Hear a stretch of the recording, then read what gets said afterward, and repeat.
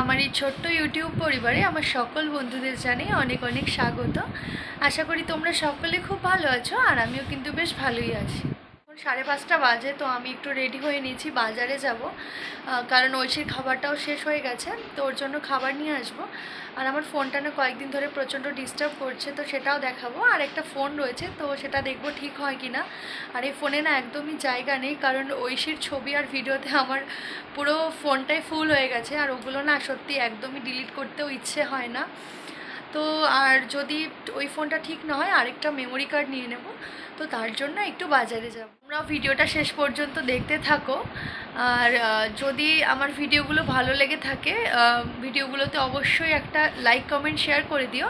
আর তোমরা যারা একদমই নতুন ভিডিওগুলো দেখছো তারা কিন্তু চ্যানেলটিকে অবশ্যই সাবস্ক্রাইব করে রেখো। আর এই যে আমি কিন্তু রেডি হয়ে আমার বাহনটা নিয়ে বেরিয়ে পড়েছি, আর বোনও যাবে আমার সঙ্গে। আর এদিকে রেডি হয়ে রাস্তায় যেতে না যেতে কিন্তু ঐশীর সাথে দেখা হয়ে গেল। মা বিকেলবেলাটায় প্রত্যেক দিন ঐশীকে নিয়ে একটু ঘুরতে যায়। এই যে আমরা যেতে যেতে ওর সঙ্গে দেখা হয়ে গেল। এবার দেখো আমাকে দেখেই কিন্তু আমার কাছে আসবে, মানে গাড়ি দেখেছেন, এখন গাড়িতে চাপার জন্য ব্যস্ত হয়ে গেছে। আর ও তো গাড়ি থেকে নামতেই চাইছিল না, তাই ওকে কিন্তু একটুখানি গাড়ি করে ঘুরিয়েও নিয়ে আসলাম। কিন্তু দেখো তারপরে ও মায়ের কাছে যাবে না, ও খালি গাড়িতে চাপবে।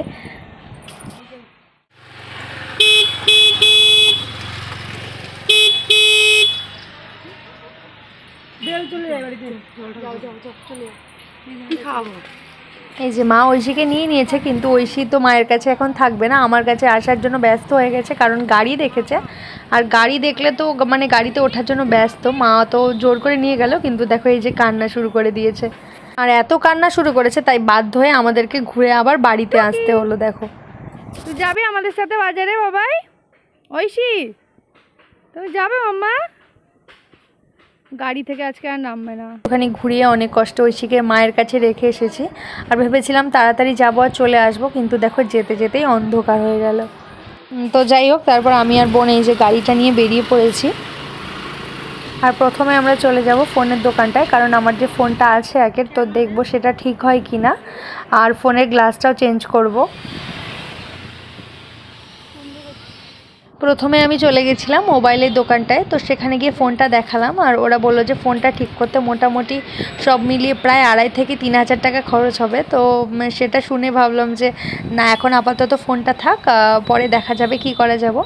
আর ফোনের গ্লাসটাও আমি চেঞ্জ করে নিয়েছিলাম। আর যে মেমোরি কার্ডটা আমি চাইছিলাম সেটাও ছিল না, ওদের কাছে যেটা ছিল সেটা হচ্ছে 32 GB, আর আমি ভেবেছিলাম একটা 64 GBর মেমোরি কার্ড নেব। তো ওরা বললো 2-3 দিন পর আসলে পেয়ে যাবে। তো তারপর একটুখানি চলে গেছিলাম ফুচকা খেতে। এরপর ফুচকা খেয়ে বাড়ি যাওয়ার পথে আমি ঐশীর জন্য মেড প্লাস থেকে খাবারগুলোও নিয়ে নিয়েছি। আর বোন বলছিল একটা সোডা খাবে, তো ওর জন্য এই যে একটা মশলা সোডাও নিয়ে নিয়েছি। আর আমাদের কাজও সব শেষ হয়ে গেছে, এই যে আমরা বাড়ির দিকে চললাম। আজকের ভিডিওটা এই পর্যন্ত। ভিডিওটা তোমাদের কেমন লাগলো অবশ্যই কমেন্ট করে জানিও। আর যদি তোমাদের ভিডিওগুলো ভালো লেগে থাকে ভিডিওটিতে অবশ্যই একটা লাইক কমেন্ট শেয়ার করে দিও। আর তোমরা যারা একদমই নতুন আমার ভিডিওগুলো দেখছো তারা কিন্তু চ্যানেলটিকে অবশ্যই সাবস্ক্রাইব করে রেখো। আজকের মতো সকলকে এখানেই টাটা, দেখা হচ্ছে পরবর্তী ভিডিওতে।